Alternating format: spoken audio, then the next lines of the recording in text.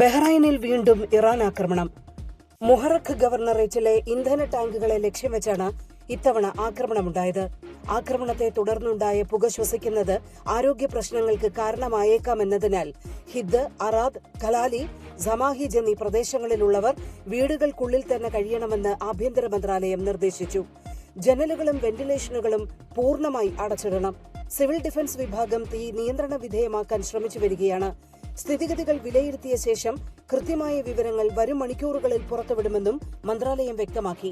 സംഭവത്തെ തുടർന്ന് സുരക്ഷാ മുൻകരുതലിന്റെ ഭാഗമായി റിയ റോഡ് വഴിയുള്ള ഗതാഗതം പൂർണ്ണമായി തടഞ്ഞു.